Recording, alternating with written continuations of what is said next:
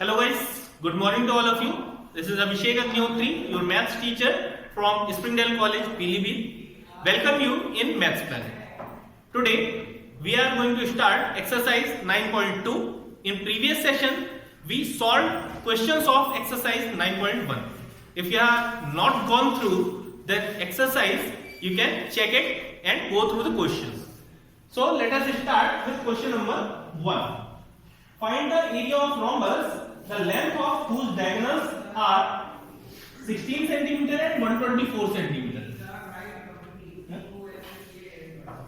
124 cm. Okay. So it is a rhombus here. Rhombus की property क्या होती है? कोई बताएगा? It is a parallelogram in which all sides are equal. ABCD is a rhombus. So, given that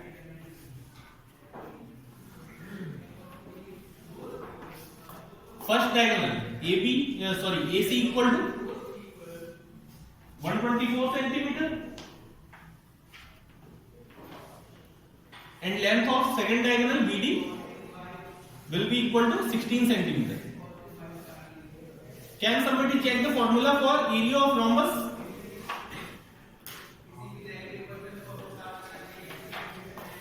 Yes, area ABCD. Rhombus का area क्या होता है? Equal to half into D1 into D2. D1 stands for diagonal first and D2 stands for diagonal second. It is not compulsory. You have to take diagonal first AC and BD. Okay, आप लोग किसी भी diagonal को D1 ले सकते हो, किसी भी diagonal को D2 ले सकते हो. तो इसमें करना कुछ नहीं है, आपको सिर्फ सीधे वैल्यूज पुट करनी है. Diagonal first is 16 and the second diagonal is 124. Now we will divide here 8 8 4 जा 32 2 8 2 जा 16 एंड 3 कितना हुआ 19 8 1 जा 8 and 1 9 992 centimetre square. It is the answer for first question. Alright, so now let us go through question number second is here on your screen. So let us go through the detail given in the question.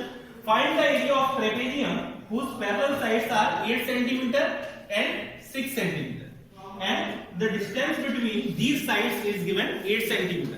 So distance between parallel side is always taken as the height of trapezium. ठीक है, height की तरह लिया जाएगा.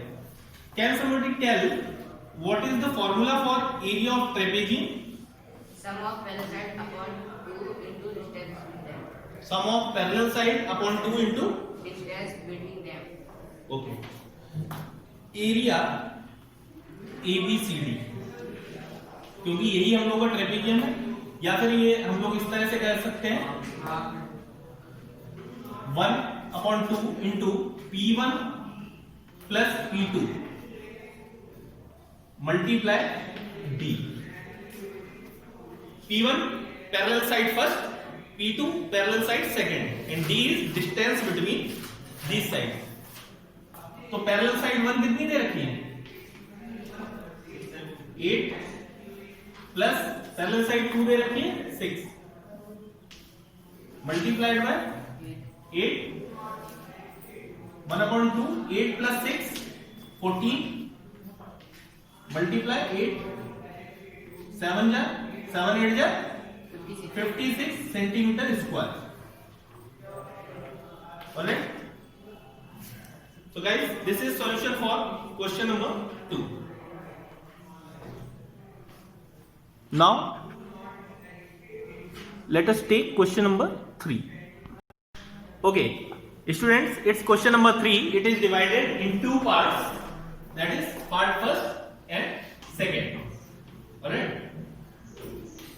so in first part we have to calculate the area of quadrilateral ABCD.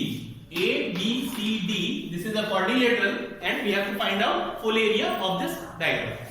Secondly, calculate the area of trapezium PQRS. PQRS, it is a trapezium and we have to calculate the area. ठीक, सबसे पहले आप लोग first figure में देख सकते हैं कि it is not a standard figure.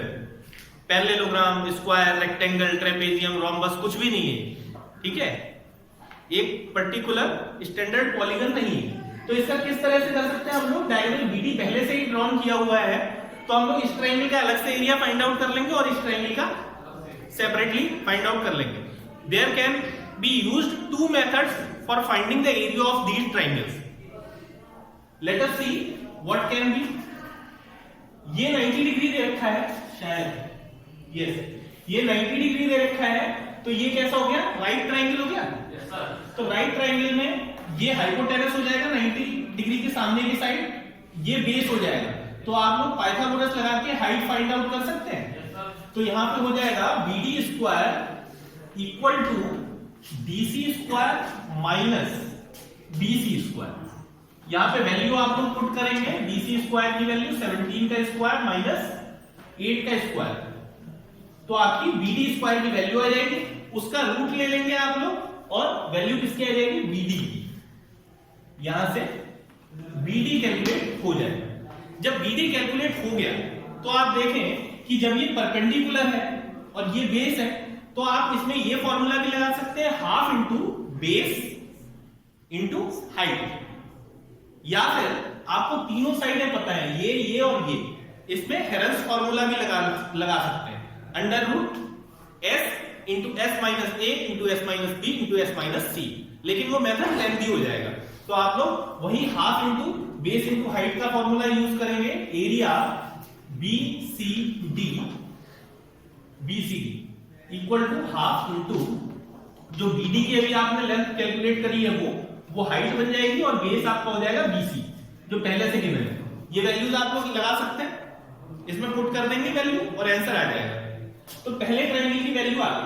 Second triangle में आप लोग देख सकते हैं यहां पे ये वाली साइड हम लोगों ने अभी फाइंड आउट की है उस वाले फॉर्मूला के थ्रू, ठीक है, सपोज ये x है, ठीक। अब इस ट्रायंगल में आप देखें कि आपका हाइपोटेनस पता है 90 डिग्री के सामने और हाइट पता है, तो बेस निकल आएगा पाइथागोरस थ्योरम अप्लाई करके, AB square equal to BD square minus AD square. ED की वैल्यू 12 है और BD की वैल्यू आपने अभी अभी पीछे कैलकुलेट की थी, वो वाली वैल्यू यहां पे पुट करेंगे और AB स्क्वायर की वैल्यू के थ्रू आप AB निकाल लेंगे, AB इक्वल टू यहां से आ जाएगा। फिर से इसी ट्रायंगल में आप लोग लगा देंगे half into base into height. Base है आपका AB जो आपने अभी कैलकुलेट किया है, area ABD equal to half into base आपका बन जाएगा AB जो अभी कैलकुलेट किया है, और BD आपने जो लास्ट क्वेश्चन में कैलकुलेट किया था, AD जो इसमें पहले से गिवन है, AD आपकी हाइट बन जाएगी। तो एरिया ABD ये वाला और एरिया BCD ये वाला, इन दोनों को अगर प्लस कर दें तो क्वाड्रिलेटरल का एरिया आ जाएगा। इन दोनों का सेपरेट एरिया आपने फाइंड आउट कर लिया है, एरिया ABD यहां पे और एरिया BCD यहां पे, अगर इन दोनों को प्लस कर दिया जाए तो आ जाएगा कंप्लीट क्वाड्रिलेटरल का area. So this is how you can find out the area of quadrilateral ABCD। Now let us go through part second of question third. Okay, this is figure for question second. PQRS is a trapezium and we have to find out the area of trapezium. Area trapezium PQRS formula कोई बताएगा? Formula क्या होता है? Half into P1 plus P2 into distance between two sides. तो यहाँ पे P1 P2 हम लोगों को पता है, P1 6 है और P2 12 प्लस 8 20 है, लेकिन D नहीं पता है। तो D को कैसे कैलकुलेट करेंगे? देखिए ये RT जो है ये डिस्टेंस बन जाएगी इसके बीच की, but it is a right angle triangle, तो इसमें हम लोग पाइथागोरस थ्योरम में अप्लाई करके RT की वैल्यू निकाल लेंगे। RT square equal to RQ square minus TQ square.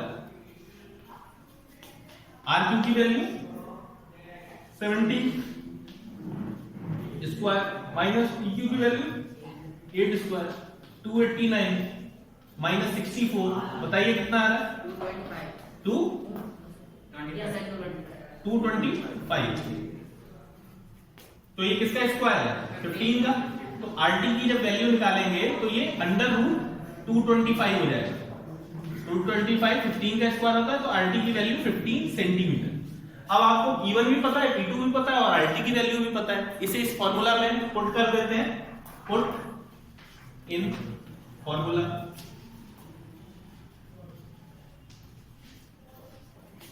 Area PQRS equal to half into P1 की वैल्यू बताया ना कोई नहीं बताया?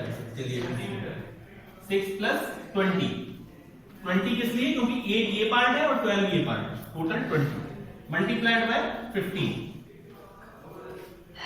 6 प्लस 20 हो जाएगा 26, 1/2 इंटू 26 इंटू 15, 213 जा। तो फाइनल आंसर हम लोग का आ गया है 15 3 जा 45, 15 1 जा 15 and 4 195 centimeter square. You can cross check it. Answer is same or not? Same. Okay. So guys, these were 3 questions of exercise 9.2. If you have any kind of doubt in these questions, you can ask in comment box. We will try to resolve it in next session. Till then, take care. Thank you.